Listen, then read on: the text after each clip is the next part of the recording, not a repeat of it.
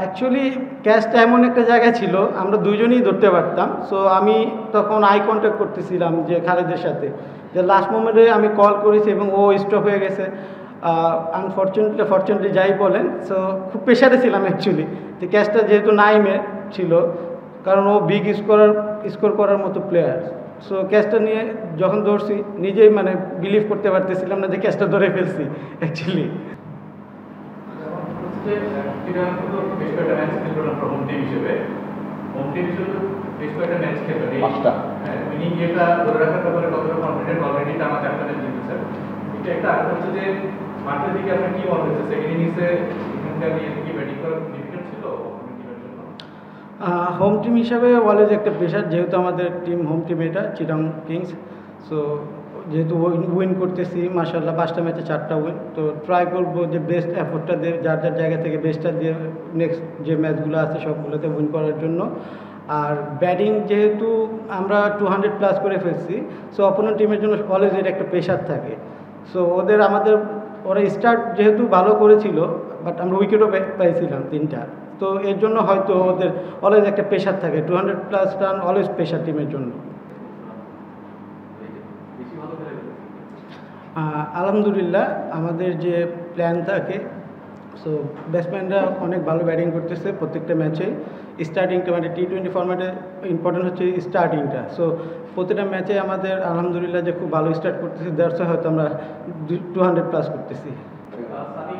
আপনার বিদেশি টিমগুলি যখন খেলে এই যে হোম অ্যান্ড অ্যাওয়েতে আসে তখন হোমের অ্যাডভান্টেজ থাকে, কিন্তু যে উইকেট আপনার একই থাকবে এখানে বিপিএলের মতো জায়গায় আপনার জন্য যা আর একটা দলের জন্য তা, সেক্ষেত্রে কি হোম অ্যাডভান্টেজ আসলে কোনো কাজে লাগে? আমার কাছে এরকম মনে হয় না, যেহেতু আমরা হোম অ্যাওয়ে যেটা বলেন শুধু কিন্তু চিটাং আর সিলেটেরই আছে আর ঢাকা। সো আমাদের কিন্তু সবসময় এই উইকেটেই খেলি, বিপিএল সিলেটেও খেলি, ঢাকাতেও খেলি। সো এরকম কখনো ডিফারেন্স মনে হয় না পার্সোনালি আমার, ওভারঅল বলবো না, আমার পার্সোনালি এটাই ওপিনিয়ন যে সেমই থাকে। আমরা সবসময় জানি চিটাংয়ের উইকেটে সবসময় রান হয়।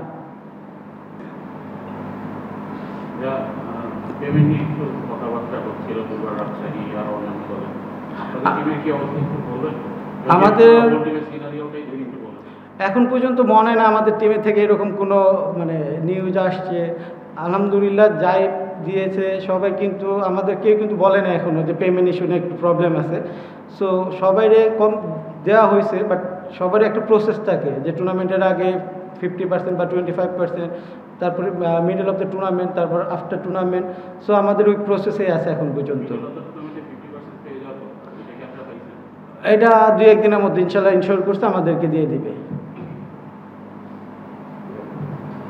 তো এরকম একটা টুর্নামেন্ট বা আপনি যেহেতু ঘরোয়া ক্রিকেট রেগুলারলি খেলছেন, বিপিএল এর মতো একটা টুর্নামেন্ট দেশি ক্রিকেটারদের জন্য আপনার মতো যারা আছে কতটা গুরুত্বপূর্ণ? আর দ্বিতীয় প্রশ্ন হচ্ছে যে পেমেন্ট নিয়ে যেহেতু কথা উঠেছে, যে এই পেমেন্টটা বা এই টাকাটা প্লেয়ারদের জন্য যারা ক্রিকেট দিয়েই রেগুলার চলছে তাদের জন্য কতটা ইম্পর্টেন্ট? ডেফিনেটলি এটা অনেক ইম্পর্টেন্ট, যেহেতু আমরা খেলি দিন শেষে কিন্তু টাকাটাই ম্যাটার করে। যেহেতু আমার প্রফেশনই হচ্ছিল ক্রিকেট, দিন শেষে যখন খেলার পর যদি পেমেন্টটা পাই, অফকোর্স এটা আমার নিজেরও ভালো লাগা থাকে। তারপরে এটার উপরে ডিপেন্ড করে অনেক প্লেয়ার।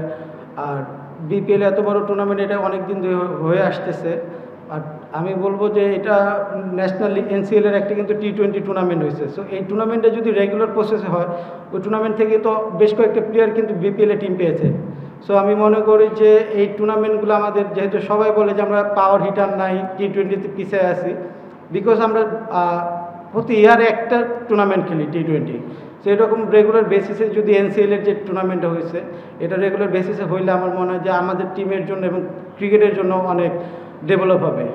বিপিএলে যেহেতু আমরা দেখছি যে 4টা করে প্রত্যেকটা টিমে ফরেন প্লেয়ার খেলতে পারে, বাট এনসিএল এর কথা আপনি যেহেতু বললেন, তো এখন কি একটা সময় এসেছে যে মেবি আরেকটু লোকাল প্লেয়ারদের সুযোগ সুবিধা দেওয়া, মেবি 4টার জায়গায় 3টা যদি ফরেন প্লেয়ার থাকতো তাহলে কি আরো বেটার হতো?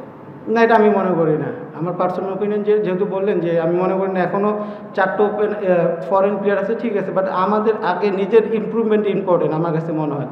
সো আমরা যদি রেগুলার বেসিসে যদি এনসিএলটা যদি হয়, আমরা যদি ইমপ্রুভ করি, তো এটা আমাদের পাওয়া। ফরেন প্লেয়ারদের হচ্ছে যে আসবে, খেলবে, চলে যাবে, বাট দিন শেষে খেলতে হবে আমাদের লোকাল প্লেয়ারদের। ওইখানে নিজেরও একটি কিন্তু প্রুফ করার ব্যাপার আছে এই জায়গায়। সো যখন আমরা ওইখানে পারফর্ম করব তখন কিন্তু বিপিএলটা আমরা ডমিনেট করতে পারবো। সো এখনও আমার কাছে মনে হয় না যে আমরা ওইভাবে ডমিনেট করার মতো লোকাল প্লেয়ার যে ওই রেডি আছে। সো ইয়াং প্লেয়ারদের জন্য অনেক ইম্পর্টেন্ট এটা এনসিএল এর টুর্নামেন্টটা। এটা যদি রেগুলার বেসিসে গেলে তখন হয়তো বোর্ড এটা ডিসাইড করতে পারে যে আমরা 4টা বা 4টার জায়গায় 3টা ফরেন খেলাবে কিনা। আজকের জয়েন করুন। Thank you. Thank you.